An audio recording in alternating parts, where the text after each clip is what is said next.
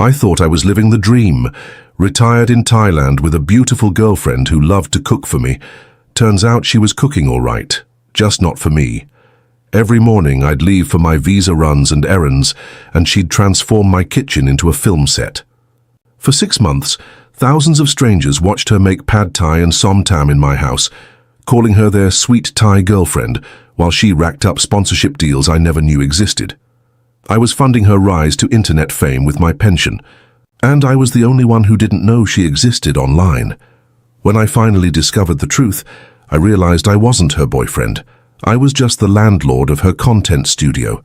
If stories like this help you navigate expat life, please like this video and tell us in the comments what country you're watching from. This story comes from one of our community members who wanted to share his experience as a warning to other expats living in Southeast Asia.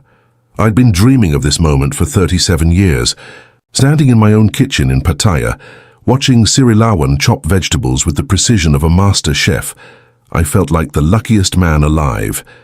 At 67, after decades of fixing engines in Novra and saving every penny I could, I'd finally made it to my retirement paradise. The house was modest, 2 bedrooms, open-plan living, and a kitchen that faced the small garden where frangipani trees dropped their sweet-smelling flowers. But it was mine, and more importantly, it was ours. "You hungry, my love?" Sirilawan asked, glancing up from her cutting board with those dark eyes that had first caught my attention at the local market 3 months earlier. She was 29, beautiful in that effortless way Thai women seem to master. With long black hair she always kept tied back while cooking.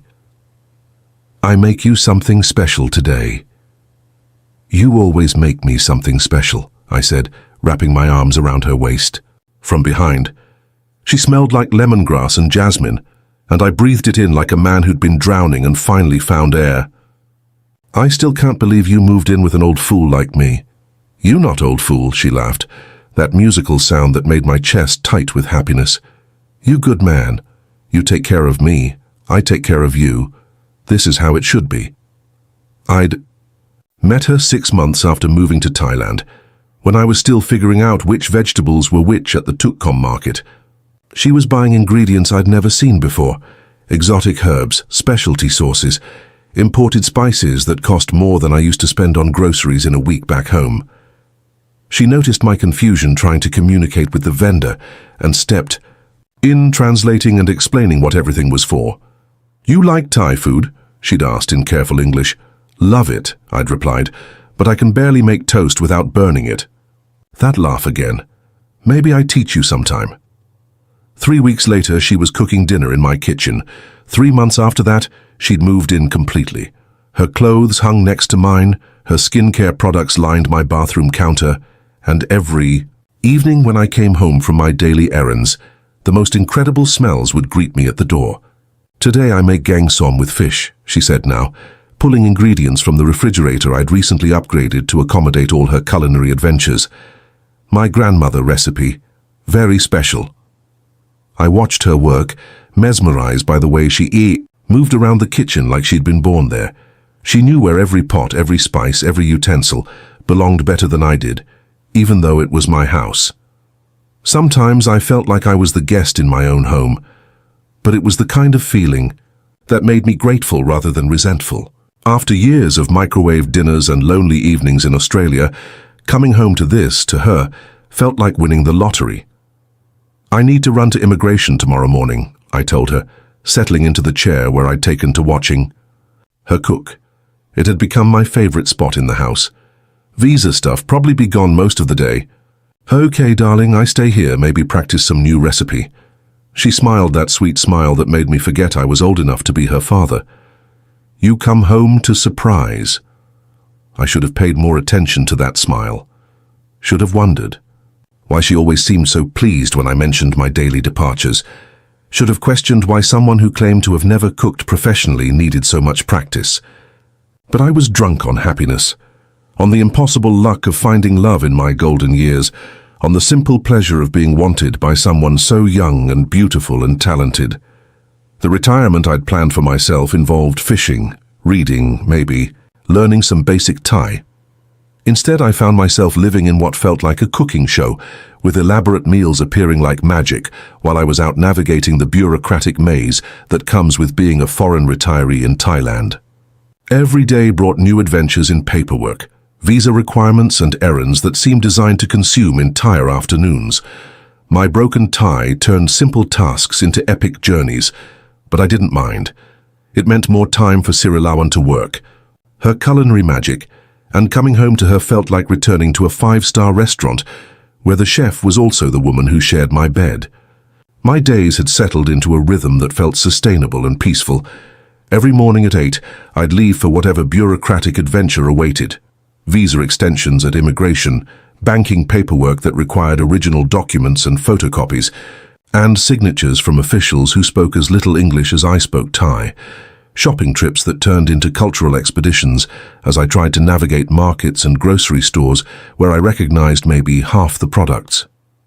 "Good morning, my love," Sirilawan would say, already dressed and moving around the kitchen with purpose. "You have everything? Passport papers?" "Think so," I'd reply, kissing her cheek as she organized ingredients on the counter. "What's the plan today?" "Maybe I'd try make khao soi. Very difficult, need many hours." She'd pause her preparations to hand me my coffee, prepared exactly how I liked it. Strong, with just a splash of condensed milk. "You no worry about lunch. I have everything I need." The immigration office in Pattaya operates on what I'd learned to call Thai time, meaning that a process they tell you will take 2 hours might take 6, depending on which officials are working, what mood they're in, and whether Mercury is in retrograde. I'd arrive at 9 and sometimes not finish until 3 in the afternoon, then face the additional adventure of grocery shopping with my limited language skills and Sirilawan's increasingly elaborate shopping lists. She'd started asking for specific brands of ingredients, particular types of fish sauce, imported items that required visits to multiple stores. "For authentic taste," she'd explain when I questioned why we needed the expensive coconut milk when the local version seemed identical. "I won't make everything perfect for you." I didn't mind the expense or the effort. After 37 years of shift work and overtime, of saving and scrimp and planning for this exact life, what was the point of being cheap now? If my girlfriend wanted to cook with premium ingredients, if she needed the best fish sauce and the finest jasmine rice, then that's what we'd have. I'd worked too hard and waited too long to start counting pennies in paradise. The afternoons were the best part. I'd arrive home exhausted from navigating government offices and markets, and she'd greet me at the door with a cold beer and news of whatever culinary masterpiece she'd spent the day creating. The smells that met me were always incredible, complex, layered aromas that seemed to have been building for hours. "How was your day, darling?" she'd ask, taking my bags and leading me to the kitchen where something amazing was always simmering. "Long, complicated, but worth it to come home to this," I'd reply, settling into what had become my chair, positioned perfectly to watch her work while staying out of her way. "Today I make genkeao 1. Take me 6 hours, but I think you like." She'd move around the kitchen with the confidence of someone who'd been cooking professionally for years, adjusting seasonings, stirring multiple pots, presenting dishes that belonged in the finest Thai restaurants. I should have wondered how someone learned to cook with such precision and artistry. Should have questioned why every meal looked like it could be photographed for a cookbook. Should have been curious about where she'd developed such sophisticated techniques and presentation skills. But I was too busy feeling grateful and amazed and proud that this incredible woman had chosen to share her talents with me. The evenings were perfect. We'd eat her creations while she explained the history of each dish, the regional variations, the family stories behind her grandmother's recipes. She was a natural storyteller, painting pictures of her childhood in northern Thailand, her family's cooking traditions, her dreams of maybe opening a small restaurant someday. "Maybe we could do that together," I'd suggested once.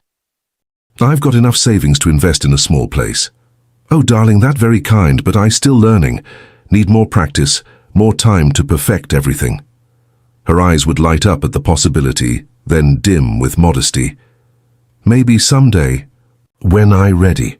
These conversations always happened after we'd finished eating, when we'd move to the small living room, and she'd curl up next to me on the couch, her head on my shoulder, both of us sleepy from good food and contentment. Those moments felt like the reward for every early morning, every difficult year, every sacrifice I'd made to get to this point in my life. But even in paradise, small things start to nag at you. Little inconsistencies that your brain files away even when your heart doesn't want to acknowledge them. Like the kitchen equipment that seemed to multiply when I wasn't looking. I'd come home to find new gadgets, professional-grade tools, expensive appliances that I didn't remember buying. "Where did this come from?" I'd ask, pointing to a commercial-quality food processor or a set of lighting equipment that seemed oddly sophisticated for home cooking. "Oh, I find good deal at market," she'd reply. "For cooking better, make everything more easy." The explanations always made sense individually, but collectively they started to form a picture I wasn't quite ready to see. The ring lights she claimed helped her see food colors more accurately. The small cameras, she said, were for documenting recipes to send to her sister in Bangkok. The professional tripods that she needed for better angles when taking photos for memory. "You take a lot of photos," I observed one evening, noticing she'd spent nearly as much time arranging and photographing our dinner as we had eating it. "Thai people love food photos," she laughed. "My friends always want to see what I'm cooking. They say I should be chef." It was cultural, I told myself. Thai people were famous for their food photography, their social media culture, their pride in culinary presentation. I was probably the strange one, coming from a background where food was fuel rather than art, where presentation meant making sure everything fit on the plate. But the nagging feeling grew stronger as the weeks passed. The kitchen started to feel less like our shared space and more like her professional domain. She'd rearrange equipment while I was gone, optimize lighting, create what looked almost like a photography studio that happened to also be where we cooked meals. "Maybe I could help sometime," I suggested. "Learn to make some of these dishes." Myself. "Oh no, darling. Kitchen very dangerous when I working. You relax, let me take care of everything." Her voice carried a firmness that hadn't been there before, a boundary that felt new and absolute. "This my gift to you. You work so hard your whole life. Now you deserve to be spoiled." The sweetness of her words couldn't quite mask the fact that I was being systematically excluded from my own kitchen. During her cooking meditation time, usually the entire period I was gone during the day, the kitchen became off-limits territory. If I came home early or forgot something, and returned unexpectedly, I'd find her in what could only be described as a state of panic, frantically cleaning up equipment and shooing me away. "You early today. I not ready. Still have mess everywhere. Give me 10 minutes, okay?" 10 minutes would turn into 30, and when I was finally allowed back into the kitchen, everything would be spotless and normal, with whatever we were having for dinner ready and waiting as if it had materialized by magic. I started paying attention to our grocery bills, partly out of habit and partly out of growing concern. The numbers didn't make sense. We were spending nearly 30,000 baht a month on ingredients, enough to feed a small restaurant, not a retired mechanic and his girlfriend. When I tried to reconcile the expenses with our actual consumption, the math simply didn't work. "Sirilawan," I said one evening, holding a stack of receipts. "Are you sure we need all these specialty ingredients? This is more than I used to spend on food in 3 months back in Australia." Her face changed in a way I'd never seen before. The easy smile disappeared, replaced by something that looked almost like calculation before settling into hurt disappointment. "You think I spend too much your money?" Her English, usually carefully grammatical, slipped into the pattern she used when she was upset. "You think I greedy woman who just want your money?" "No, that's not. I try make everything perfect. For you. Buy best ingredients, cook authentic food, make you happy like king in your own house. But you count every baht like I am servant, not girlfriend." The tears came then, and I felt like the worst kind of heel. Here was this incredible woman who spent hours every day creating culinary masterpieces for me, and I was nitpicking her. Grocery bills like some kind of cheap bastard. "I'm sorry," I said, setting the receipts aside and pulling her into my arms. "You're right. I'm just not used to living so well. Back home I survived on meat pies and instant coffee. This is all so amazing that it still doesn't feel real. I just want to make you happy," she whispered against my chest. "Want to cook like my grandmother teach me, with good ingredients, with love." Maybe someday I open small restaurant, show other people real Thai food, but for now I only cook for you. That night, we made love with the desperate intensity of a couple who just avoided their first real fight. But even as I held her afterward, even as she fell asleep curled against my side, I couldn't shake the feeling that something fundamental had shifted between us. The easy trust was still there, but it had been joined by something else, a watchfulness, a sense that there were things being measured and calculated that I wasn't quite seeing.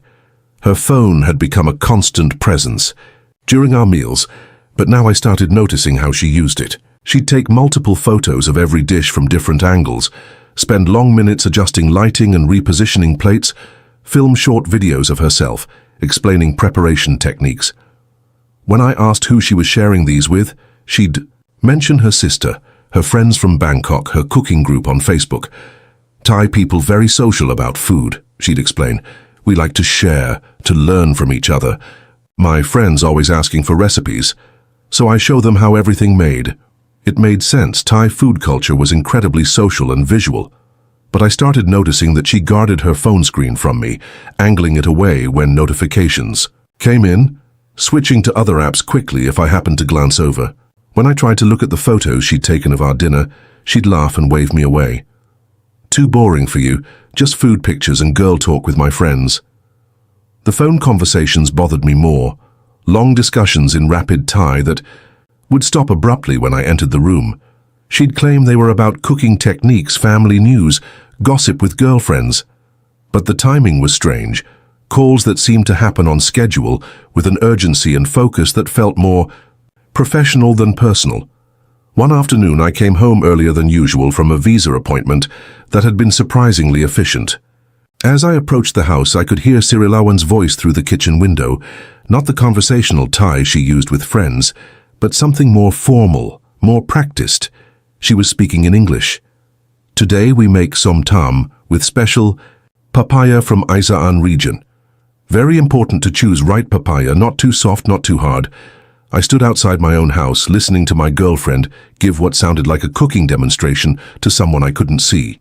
When I entered, through the front door, the talking stopped immediately. "Darling, you home early?" Her voice carried that edge of panic I'd been hearing more often lately. I was practicing English with cooking words for Restaurant Dream, you know? Practicing with who? No one, just talking to myself. Like rehearsal. She was cleaning up what looked like a more elaborate setup than usual. Extra lighting, multiple camera angles, ingredients arranged like a professional cooking show. "You hungry? I make you lunch." That night, I lay awake long after she'd fallen asleep, staring at the ceiling and trying to piece together what felt like fragments of a puzzle I couldn't quite see. The expensive ingredients, the professional equipment, the secretive phone, behavior, the elaborate food photography, the English cooking demonstrations she claimed were just practice. Each piece made sense individually, but together they painted a picture I wasn't ready to confront. I loved her. That was the simple, undeniable truth that made everything else feel negotiable. After years of loneliness, of going to bed alone, and waking up alone, of eating every meal by myself and wondering if anyone would even notice if I disappeared, I had found someone who made me feel alive again.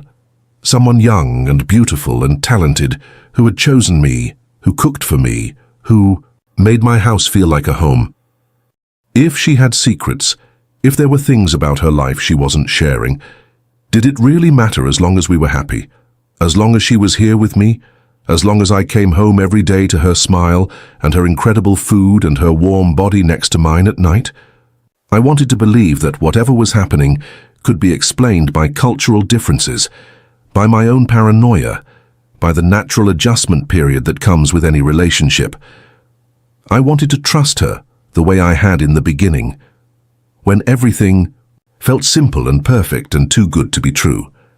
But as I drifted off to sleep, listening to her quiet breathing beside me, a small voice in the back of my mind whispered the question I wasn't ready to answer.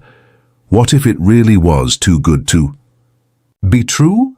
The answer came on a Tuesday morning in March, delivered by my neighbor Pete with the casual brutality of someone who doesn't realize they're about to destroy your entire world.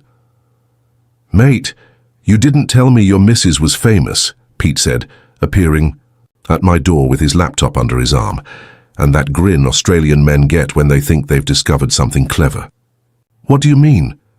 "YouTube, mate. She's got a bloody cooking channel. Look at this." He opened his laptop on my kitchen table, the same table where Sirilawan and I ate every meal, where I watched her work her magic, where I'd felt happier than I had in decades. The screen showed a YouTube page called Lawan's Traditional Thai Kitchen, with a profile photo that made my chest go cold. It was Sirilawan, but not the Sirilawan I knew. This version was posed professionally, smiling at the camera with the practiced warmth of someone who did this for a living. The channel had 250,000 subscribers. "Pete," I said slowly, my voice sounding strange in my own ears. "This can't be right." "Course it's right. Look, here's yesterday's episode." He clicked on a video titled, "Authentic Som Tam the Way My Grandmother Made It." The thumbnail showed my kitchen, my fucking kitchen, with Sirilawan in the exact outfit she'd worn the day before. I watched myself disappear from existence. The video opened with Sirilawan standing in front of my stove, my pots and pans and utensils arranged around her like a professional cooking show set. She spoke directly to the camera in fluent English, explaining the history of papaya salad, the importance of using traditional techniques, the regional variations that made each version special. "Hello, my beautiful viewers," she said with that radiant smile I thought belonged to me. "Welcome back to my kitchen. My kitchen. My fucking kitchen. Today I'm going to share with you my grandmother's secret recipe for som tam, passed down through generations of women in my family. This is comfort food, love food, the taste of home. There was no mention of a boyfriend, no acknowledgement that she was cooking in someone else's house, using someone else's groceries, paying for utilities and rent with someone else's money. She presented herself as a single woman living independently, sharing authentic recipes from her own traditional Thai kitchen. "She's got millions of views, mate," Pete was saying, but his voice sounded like it was coming from underwater. "Sponsorship deals, merchandise, the whole thing. Must be making a fortune." I scrolled through video after video, going back months. 6 months to be exact, right to the week after she moved in with me. Every single one filmed in my house, featuring my kitchen, using ingredients I'd paid for, utilities I'd funded, equipment I'd unknowingly subsidized. The channel bio read, "Traditional Thai cooking with modern techniques shared from my home kitchen in Thailand, supporting young women's independence through authentic cultural exchange. Supporting young women's independence with my money."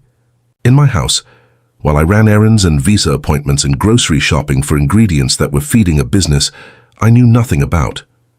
"You all right, mate?" Pete asked. "You've gone a bit white." I clicked on the most recent video, uploaded, the day before. I watched Sirilawan use my kitchen, my utensils, my ingredients to create a masterpiece of green curry while speaking to the camera like she was talking to intimate friends.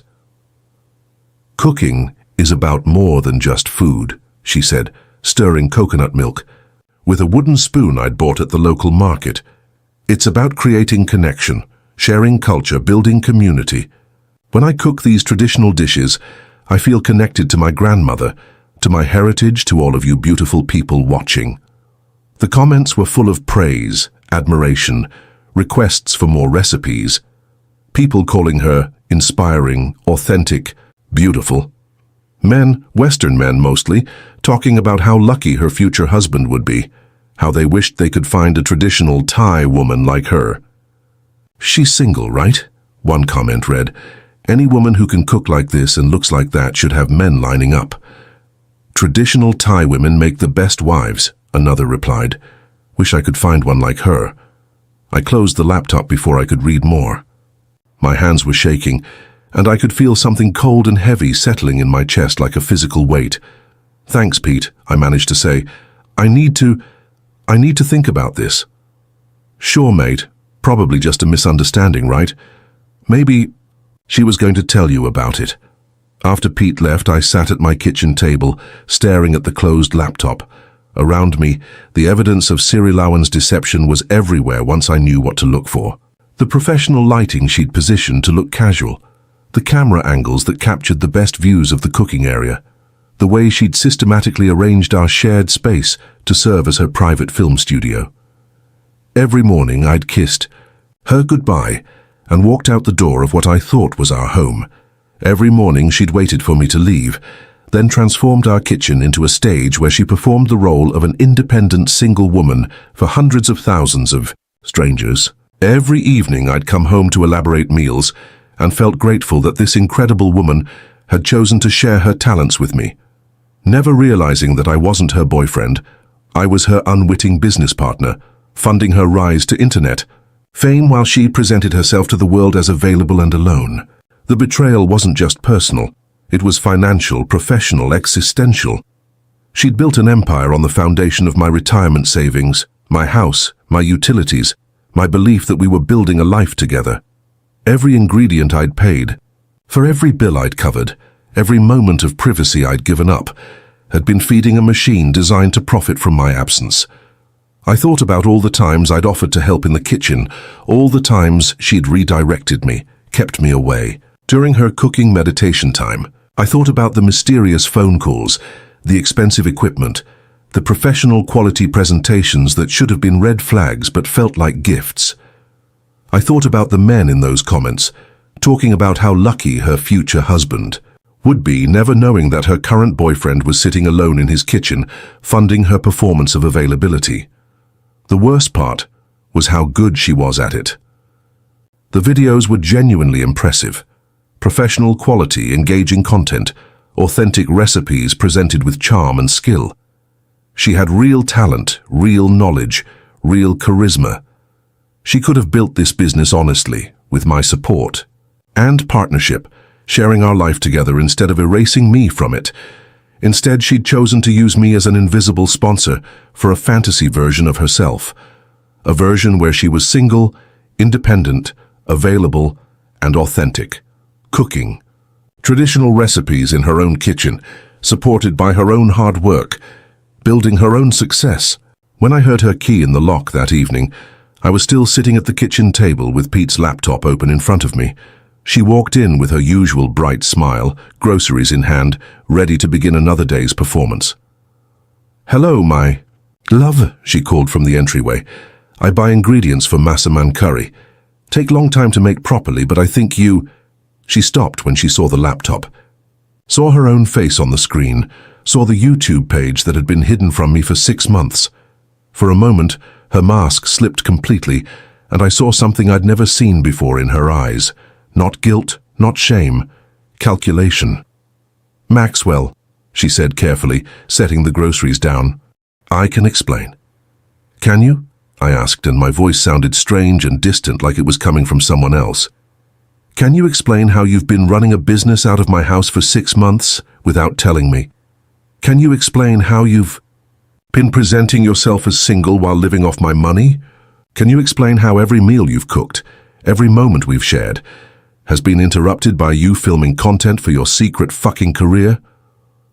She moved toward me, and I could see her shifting into the version of herself she used in the videos, practiced, charming, designed to disarm and convince. "Darling, please let me tell you the truth. I wanted to surprise you. I was building this for us, for our future together. The money, everything. It was going to be for both of us. By lying to your audience about being single? That's just business, Maxwell. If people know I have boyfriend, especially Western boyfriend, they think different about me. They not trust that my cooking is authentic, that I'm real Thai woman. It's just for marketing. Doesn't mean anything about my feelings for you." I stared at her, this woman I'd thought I knew, and realized I was looking at a complete stranger. Someone who could live a double life for months, who could use my love and trust and money to build a career based on erasing my existence. "How much money have you made? That's not important. How much fucking money have you made using my house, my utilities, my groceries, my life?" She was quiet for a long moment, and when she spoke, her voice had changed. Less pleading, more matter-of-fact. More like the businesswoman I was just beginning to understand she'd always been. "About 200,000 baht per month. But Maxwell, this is good for both of us.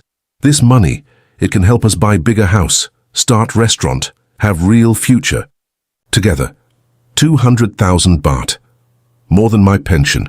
More than I'd ever made in a month during my working years. She'd been earning a fortune while I worried about grocery bills, while I stretched my retirement savings to accommodate her expensive ingredient requests, while I felt guilty for questioning the costs of supporting what I thought were her hobbies. "You've been making more money than me," I said slowly. "This whole time, while I've been paying for everything, while I've been supporting you, you've been earning more than my pension." "Yes, and your audience thinks you're single. Maxwell, please try to understand. And you've been filming in my house without my permission, using my resources, presenting my kitchen as your own personal space. It's our house, our kitchen." "No." I stood up and something in my voice made her take a step back. "It's my house, my kitchen, my money that's been funding your business, and my life that you've been erasing so you can play pretend for strangers on the internet." What followed was the ugliest fight of my adult life. Not just because of the screaming, though there was plenty of that, not just because of the accusations and denials and desperate justifications, but because I watched someone I loved transform into someone I didn't recognize, someone who could justify anything as long as it served their purposes. She cried, she raged, she pleaded, she threatened. She blamed me for not understanding Thai culture, for being a controlling Western man who wanted to hold back a strong, independent woman. She accused me of being cheap, unsupportive, jealous of her success. When none of that worked, she got coldly practical. "You want me to stop? Fine. But then I need money from you every month, same as before. I give up my business, my career, my independence for you, so you take care of me completely. That's not how this works. Or maybe I tell my audience about controlling Western man who try to stop Thai woman from being successful. Maybe I make video about how foreign boyfriend become jealous and possessive when girlfriend become too independent." The threat hung in the air between us like poison. I realized I was looking at someone who had been playing a game I didn't even know existed, someone who was several moves ahead of me and had contingency plans for every possible outcome. "Get out," I said quietly. "This is my home too. I live here 6 months. I contribute to household. I have right to stay. Get out of my house. You can't make me leave. In Thailand, I have rights as tenant, as domestic partner. You want me to go, you have to pay me to go." I spent that night in a hotel, unable to sleep in a house that no longer felt like mine, unable to bear the sight of a kitchen that had been transformed into a stage for someone else's performance. When I returned the next morning, she was gone, but not really. Her things were still there, her equipment was still set up, and there was a note on the kitchen table written in her careful English. "Maxwell, I sorry you so angry. I understand you feel betrayed, but I not leave. This is my home too now, and my business needs stable location. We can work together or we can be roommates, but I not giving up my career for man who don't support my success. Think about what you want more, to be right or to be happy." I looked around my kitchen at the ring lights and cameras and professional equipment that had turned my home into her workplace, at the evidence of a business that had been thriving while I worried about grocery money, at the infrastructure of a deception so complete that I'd been living inside it for months without even knowing it existed. She came back that evening as if nothing had happened, cheerfully announcing her plans to film a new video about traditional curry paste preparation. When I tried to object, she reminded me of her legal rights as a tenant, her investment in kitchen improvements, her claim to the space as her established place of business. "You can call police if you want," she said with a smile that had lost all its warmth. "But they will ask why you let me set up business in your house for 6 months, why you never object before, why you help pay for equipment and ingredients if you not agree to partnership." I realized with a sick feeling of recognition that she was right. In the eyes of the law, I'd been complicit in her business by allowing it to operate, by funding it, by never formally objecting. My ignorance wouldn't excuse what looked like tacit consent. I was trapped in my own house, funding a business I despised, watching the woman I'd loved transform into someone who treated me like an inconvenient landlord. Every day she'd wait for me to leave, then film her cheerful videos about traditional cooking and independent living. Every evening she'd present me with elaborate dinners that felt like mockery. The worst part was how the performance continued even when the cameras were off. She'd still call me my love, still curl up next to me on the couch, still share my bed at night, as if nothing had changed, as if the revelation of her deception was just a minor disagreement we could work around. "You understand now," she said one night, speaking into the darkness. "This is business. We can both benefit or we can both suffer, but I'm not going anywhere." I lay there listening to her breathe, realizing that I was sharing my bed with someone who saw our entire relationship as a business arrangement, who had been calculating costs and benefits from the moment we met. Someone who could compartmentalize love and deception so completely that she seemed genuinely confused by my anger. The legal consultation was a nightmare of bureaucratic complexity and cultural misunderstanding. Thai law, it turned out, was not designed for situations where foreign retirees discovered their girlfriends were running secret businesses out of their homes. The lawyer, a tired-looking Thai man who spoke careful English, explained the situation with the patience of someone who'd seen similar messes before. "She living there 6 months, paying for improvements, establishing business with your apparent consent," he said, reviewing the documents I'd brought. "Very difficult to prove you not knowing about her work." But I didn't know. I had no idea. She was filming videos, making money, running a business. "Can you prove this? Any written agreement about use of house? Any evidence you specifically told her no business activities?" Of course I couldn't. Who makes written agreements with their girlfriend about not running secret YouTube channels? Who thinks to specify that your kitchen isn't available for commercial filming? Who documents their ignorance of their partner's professional life? "She has good case for tenant rights," the lawyer continued, "especially if she can show financial contribution to household, investment in property improvements, established, business relationships requiring stable location, all of which she could prove. The expensive kitchen equipment she'd bought, ostensibly for better cooking, actually for better filming. The utility bills she'd started paying once her channel became profitable, which looked like domestic partnership, contributions rather than business expense coverage, the 6 months of continuous residence that established her legal right to the space. What are my options? Negotiate, offer compensation for voluntary departure, or prepare for long legal battle that may cost more than resolution. How much compensation are we talking about? The number he gave me made my pension look like pocket change. Sirilawan's lawyer, and of course she had a lawyer now, probably paid for with revenue from my kitchen, was demanding compensation for lost business income, relocation expenses, emotional distress, and what they called unlawful eviction of established tenant. "But it's my house," I said, hearing the desperation in my own voice. "Yes, but Thai law protects tenants, especially when they can demonstrate domestic partnership, financial contribution, and established business operations with landlord consent." Landlord consent. That's what my ignorance had become in legal terms. Implied consent through inaction, financial support through shared expenses, partnership through cohabitation. Every day I'd left her alone in the kitchen, every grocery bill I'd paid without questioning the amounts, every piece of equipment I'd let slide without formal objection, had built the legal foundation for her claim to my space. I walked out of that office feeling like I'd been mugged by the justice system itself. Not only had she betrayed my trust and used my home for her secret business, but now she had legal grounds to demand payment for the privilege of removing her from my life. The next few weeks were a special kind of hell. Sirilawan continued filming her videos while I tried to figure out how to reclaim my own house. She'd set up a schedule that treated me like a disruptive roommate.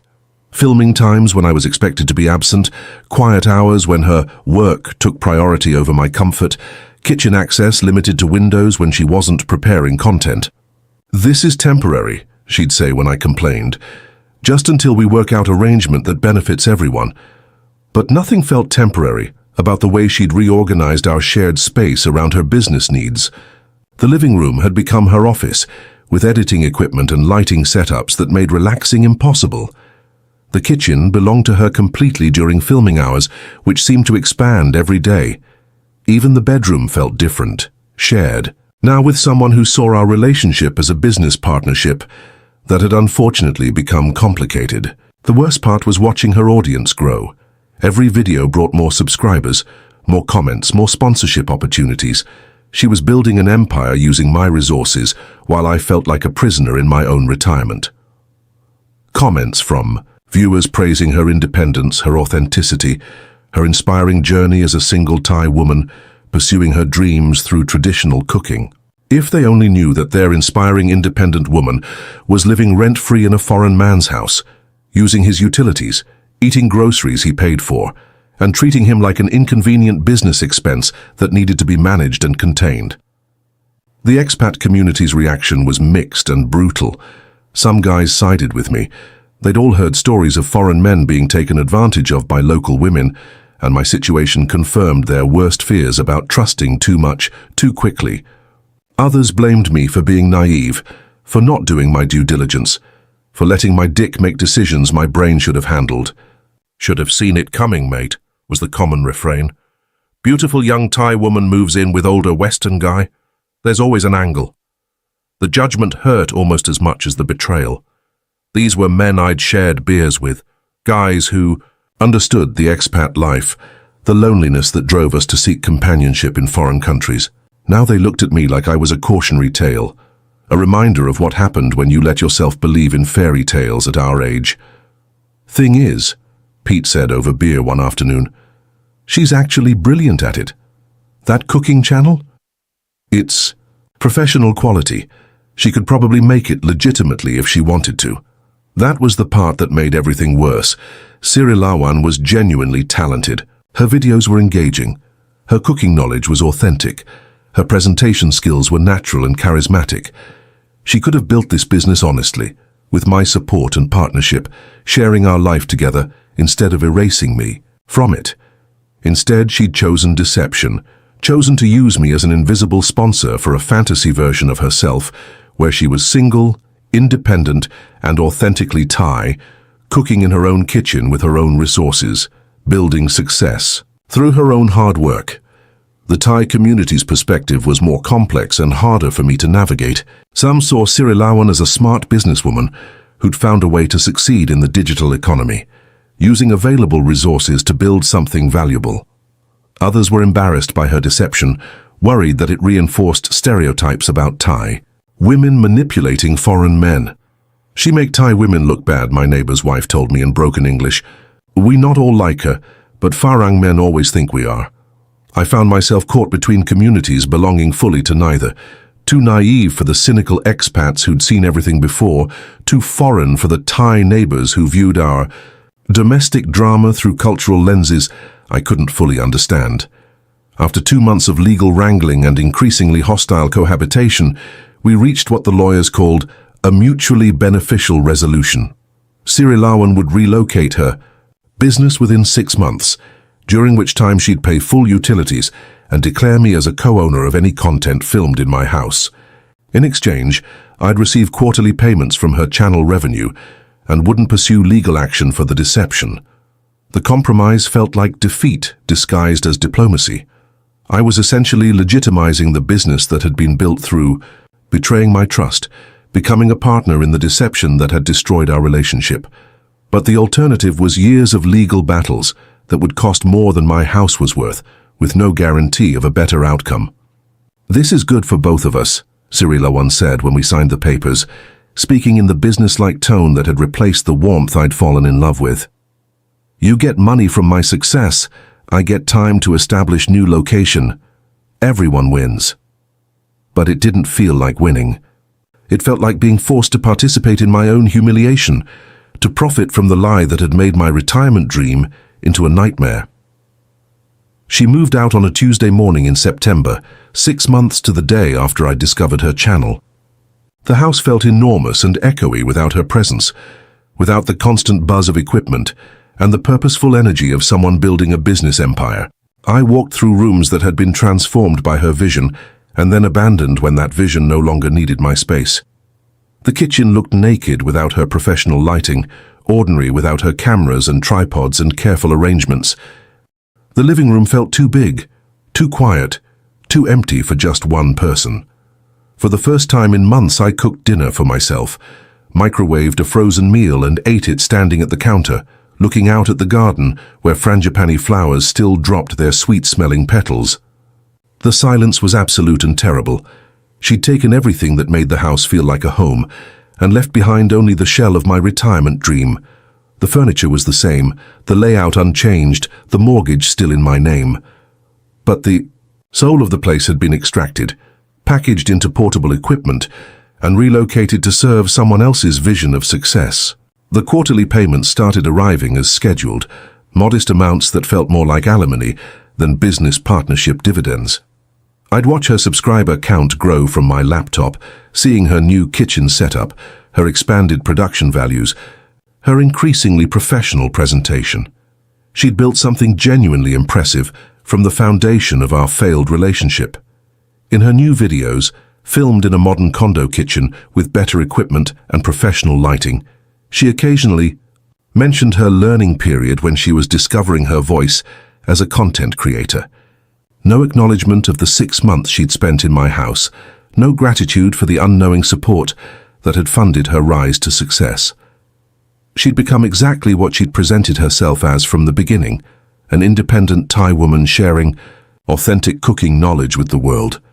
The only difference was that now it was actually true. I started cooking for myself again, simple meals that reminded me of my life before Thailand, before Sri Lanka, before I'd learned the difference between sharing someone's life and subsidizing their performance of availability. The kitchen gradually became mine again, but it felt too big for one person, too quiet without conversation, too purposeful without the constant creative energy that had filled it during her residency. Sometimes I'd catch myself setting 2 places, at the table, expecting her to emerge from the kitchen with something incredible and complicated that had taken hours to prepare. Then I'd remember that she was across town in her new place, filming content for strangers who thought they knew her, building an audience that would never know I'd existed. The loneliness was different now. Before, it had been the simple absence of companionship that comes with retirement and age and geographic displacement.